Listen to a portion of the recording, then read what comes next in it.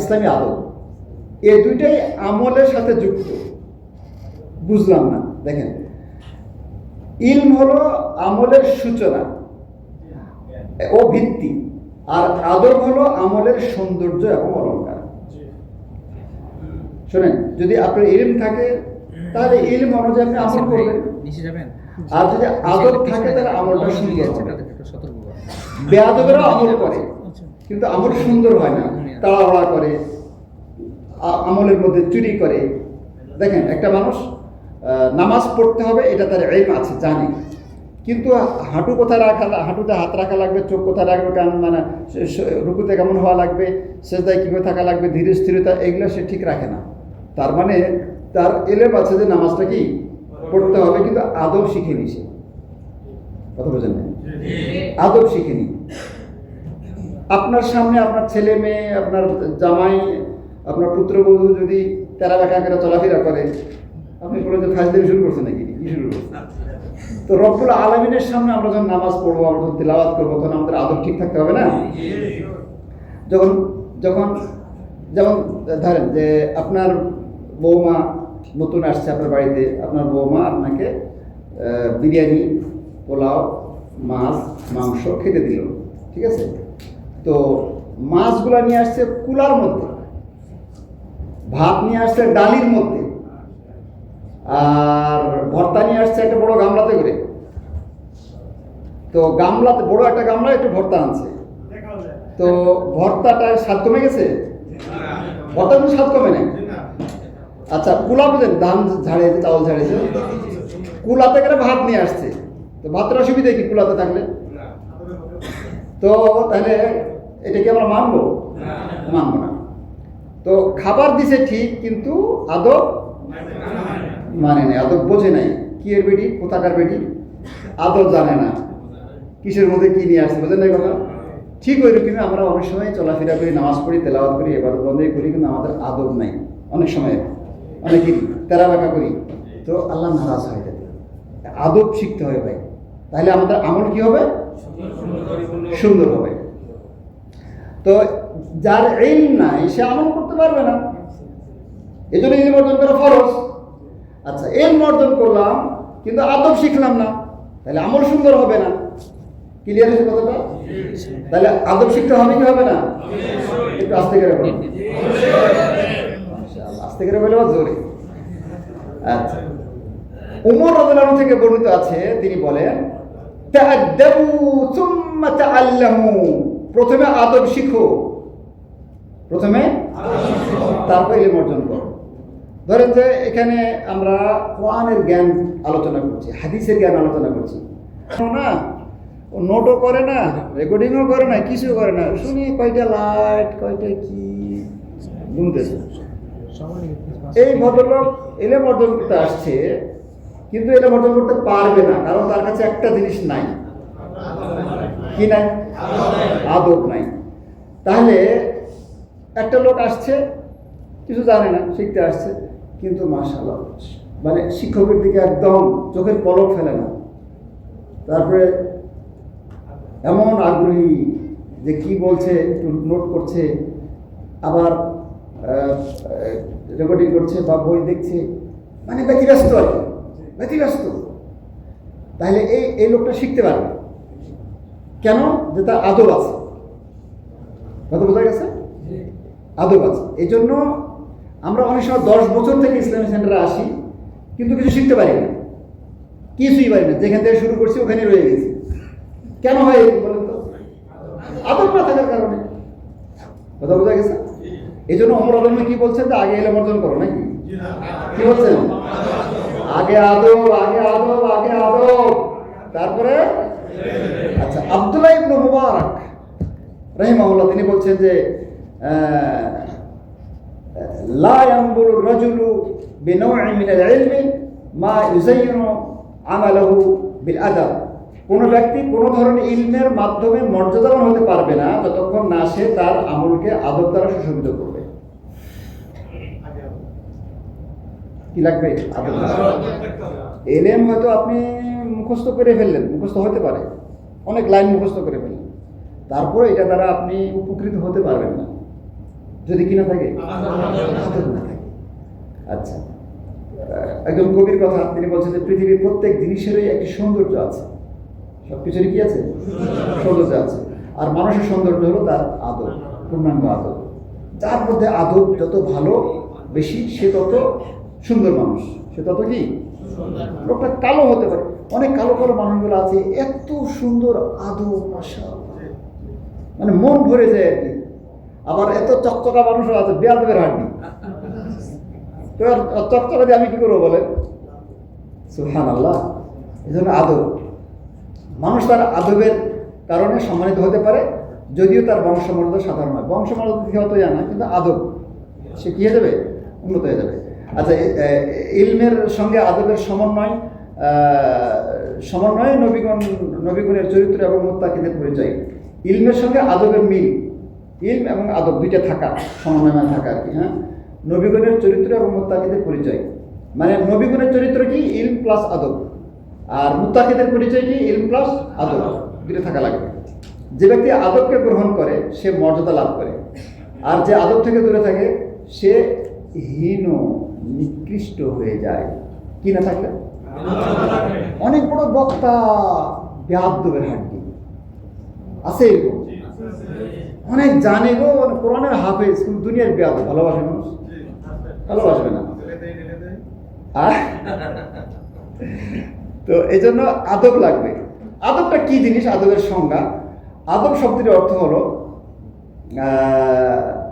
বলা হচ্ছে যে দেখেন, সে আদব শিখেছে মানে হলো,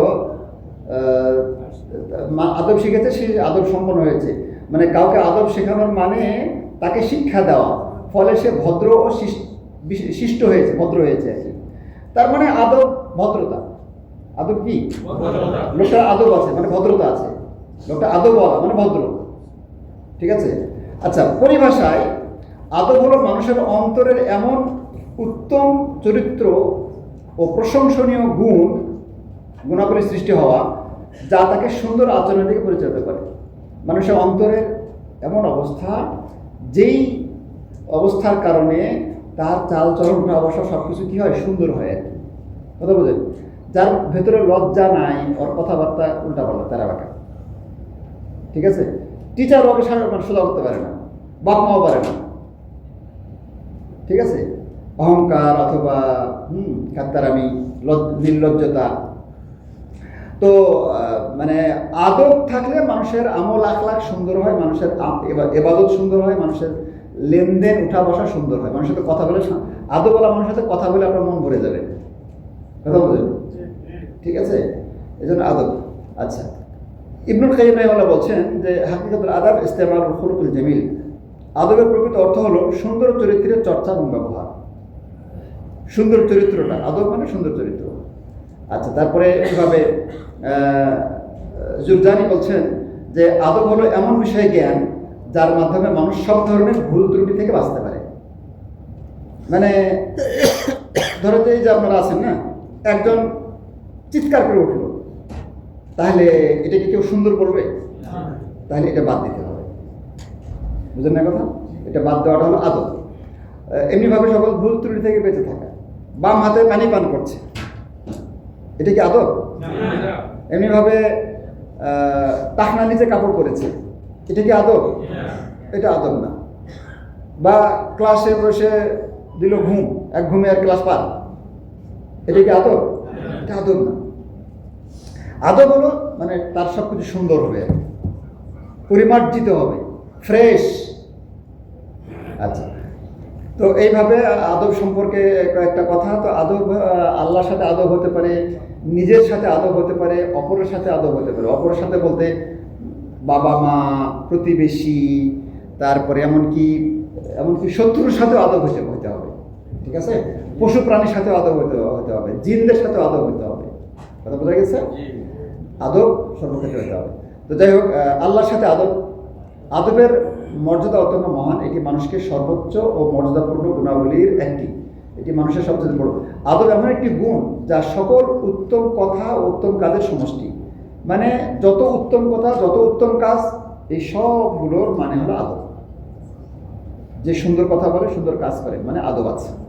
সুন্দর কথা বলে না, সুন্দর কাজ করে না, যত চুরি ছিনতাই এটা সেটা, এটা কি আদব? তাহলে যত সুন্দর কাজ, একজন ভাইকে বললো যে ভাই চলেন কোরআনের ক্লাসে যাই, না আদব আছে, বুঝলেন এই কথা? তো আল্লাহ তাআলার সাথে আদব বলতে কি বোঝায়? বোঝায় তার প্রতি সুন্দরভাবে আত্মসমর্পণ করা। আল্লাহর কাছে কি করা? আত্মসমর্পণ করা। তার মহত্ব এবং মর্যাদার প্রতি সম্মান রেখে প্রতিটি কাজ সম্পাদন করা, মানে আল্লাহর সম্মান বজায় রাখা, তাই না? এবং তার প্রতি লজ্জাশীল থাকা। আমরা মানুষের কাছে খুব লজ্জা করি, কিন্তু আল্লাহর কাছে অনেক সময় করি না, তাই না? বরং আল্লাহর কাছে লজ্জা করতে হবে, ঠিক আছে? আচ্ছা, এই আদব হৃদয়, জিহ্বা, অঙ্গ প্রত্যঙ্গ সবকিছুর মাধ্যমে প্রকাশ পায়। সুবহানাল্লাহ। তাহলে মানে জিহ্বার মাধ্যমে আদব রক্ষা করতে হবে, কাজের মাধ্যমে করতে হবে, কলবের মাধ্যমেও আদব রক্ষা করতে হবে। হৃদয়ের আদব কি? হৃদয়ের আদব হলো, এটা হলো আসলে মূল আদব হলো এটাই হলো মূল এবং ভিত্তি, মানে অন্তরের আদব, কলবের আদব, এটা হলো মূল, এটা হলো অরিজিনাল নাম্বার 1। বান্দা তার হৃদয়কে একমাত্র আল্লাহর দিকে নিবদ্ধ করবে, মানে আল্লাহমুখী থাকবে। আল্লাহর হকগুলো ঠিক হচ্ছে কিনা, যেমন আল্লাহকে ভালোবাসবে, আল্লাহকে ভয় করবে, আল্লাহর কাছে আশা রাখবে, আল্লাহর উপর তাওয়াক্কুল করবে, ভরসা করবে, আল্লাহর কাছে সাহায্য চাবে, হ্যাঁ, আল্লাহর আশ্রয় গ্রহণ করবে। একটু বিপদ আপদ হলে দৌড়ে মানুষের না, আল্লাহর আশ্রয় নিতে হবে, বোঝা গেছে? এটা হলো আল্লাহর মানে অন্তরের আদব। যেই অন্তরে আদব আছে সে অন্তরে আল্লাহকে ভয় করবে। যে অন্তরে ঘুমাইতেছেন নাকি? যে অন্তরে আদব আছে সে অন্তর কি করবে? আল্লাহকে ভালোবাসবে। গত সপ্তাহে বলছিলাম নাকি আল্লাহকে ভালোবাসার মানে কি? আল্লাহকে ভালোবাসার মানে হলো আল্লাহ যা পছন্দ করেন তা করা, আল্লাহ যা অপছন্দ করেন তাতে বিরোধ থাকা। এটা হলো আল্লাহকে ভালোবাসা। একটা মানুষ আল্লাহ যা পছন্দ করেন, 5 ওয়াক্ত সালাত হারাম মেনে চলা, ও আমল করে না, বোঝা গেল আল্লাহকে খুব ভালোবাসে। কথা ঠিক কিনা?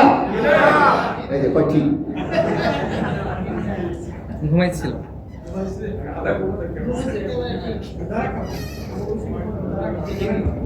আচ্ছা, তারপরে তাহলে যে আল্লাহ কলবে যার আল্লাহ আছে আদব আছে, সে আল্লাহর উপর ভরসা করবে, আল্লাহর সাহায্য চাবে, হ্যাঁ, আল্লাহর উপর তাওয়াক্কুল করবে, আল্লাহকে ভয় করবে।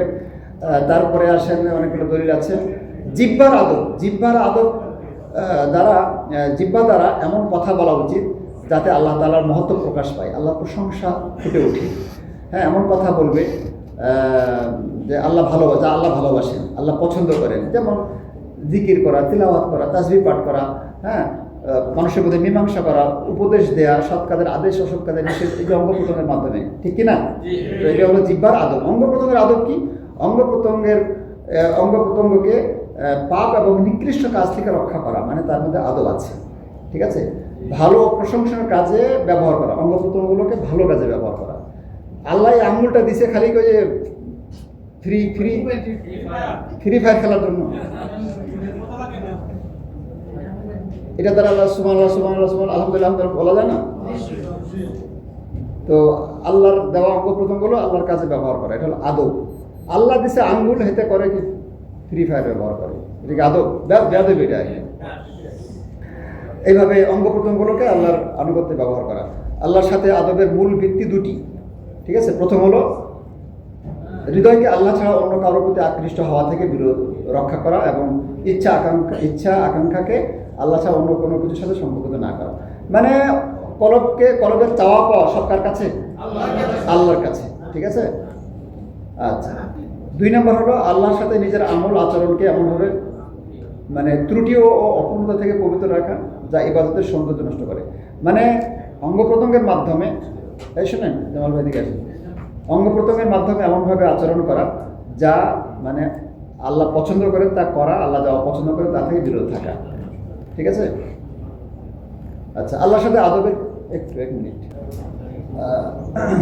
তো দেখেন আল্লাহ তাআলার সাথে আদব, কোথায় আল্লাহর সাথে আদব রক্ষা করবো? 1 নম্বর হলো সকল কথা এবং কাজে আল্লাহর জন্য আদব রক্ষা করবো। একনিষ্ঠতার সাথে একনিষ্ঠ হবো, কথায় কাজে কি একনিষ্ঠ হবো, ইখলাস থাকবে। যত কথা বলবো, কাজ করবো, এর মধ্যে কি থাকবে? ইখলাস থাকবে। আচ্ছা, 2 নম্বর সকল প্রকার ইবাদত একমাত্র আল্লাহর জন্য নির্দিষ্ট করা, মানে ইবাদতে ইখলাস, ঠিক আছে। 3 নম্বর হলো আল্লাহ তাআলার প্রতি আন্তরিক ও বিশুদ্ধ ভালোবাসা, ঠিক আছে 3 নম্বর। 4 নম্বর হলো আল্লাহ তাআলার নিয়ামতের কৃতজ্ঞতা প্রকাশ, ঠিক আছে 4 নম্বর। আচ্ছা, এই হলো আল্লাহর। তারপরে জিহ্বার মাধ্যমে শুকর কীভাবে করবো, আল্লাহর প্রশংসা করা, অঙ্গ প্রত্যঙ্গের মাধ্যমে, এগুলো তো আলোচনা হলো মোটামুটি। তারপরে আল্লাহর নিদর্শন এবং সীমারেখা সমূহ মেনে চলা। আল্লাহ যেটা, আল্লাহ সীমারেখা আছে না, আল্লাহ সীমানা কোনগুলো? এই দুনিয়াতে সীমানা আছে, আল্লাহর সীমানা আছে। যত হারাম কাজ এগুলো সব আল্লাহর সীমানা। ভাই, আমার সীমানার মধ্যে কেউ যদি জোর করে ঢুকে, আমি তাকে ছাড়বো? বুঝলেন না কথা? তাহলে আল্লাহর সীমানায় যদি কেউ অনুমতি ছাড়া ঢুকে, আল্লাহ ছাড়বে? আল্লাহ ছাড়বে না। কিন্তু এই জন্য এটা আদব রক্ষা করতে হবে, আল্লাহর সীমানার মধ্যে ঢোকা যাবে না। তারপরে হলো কোরআন এবং সুন্নাহর নিদর্শনের প্রতি পূর্ণ আত্মসমর্পণ। কোরআন এবং সুন্নাহর আয়াতগুলোর প্রতি পূর্ণ আত্মসমর্পণ করা, মানে কোরআন সুন্নাহর অনুযায়ী আমল করা, নিজের জীবন পরিচালনা করা, আল্লাহর দিকে তওবা প্রত্যাবর্তন করা, আল্লাহর দিকে প্রত্যাবর্তন করা। ভুলভাল হতে পারে মানুষের জীবনে, আল্লাহর দিকে ফিরে আসতে হবে, তাহলে এটা আদব রক্ষা হবে। আল্লাহর নিকট যা আছে তার প্রতি আগ্রহ, মানে আমি আল্লাহর কাছে যা আছে ওইটা চাই, ঠিক আছে। আল্লাহকে ভয় করা এবং আল্লাহর কাছে বিনয়ী হওয়া, এটা হলো আল্লাহর আদব। আল্লাহর প্রতি আমাদের আদব আর কি। ভালো মন্দ সকল তাকদীরের প্রতি আত্মসমর্পণ করা, ঠিক আছে। তাকদীরের সাথে বিদ্রোহ করা যাবে না। তারপরে আল্লাহর নাম এবং গুণাবলীর প্রতি সঠিক ঈমান রাখা, এটা হলো আল্লাহর সাথে আদব। আচ্ছা, তারপরে হলো এই পর্যন্ত। আমি এটা নোটটা আমি দিয়ে দেবো গ্রুপে এখন, এবং এখান থেকে আগামীতে ইনশাআল্লাহ গুগল ফর্মের মাধ্যমে পরীক্ষা হবে 10টা প্রশ্ন।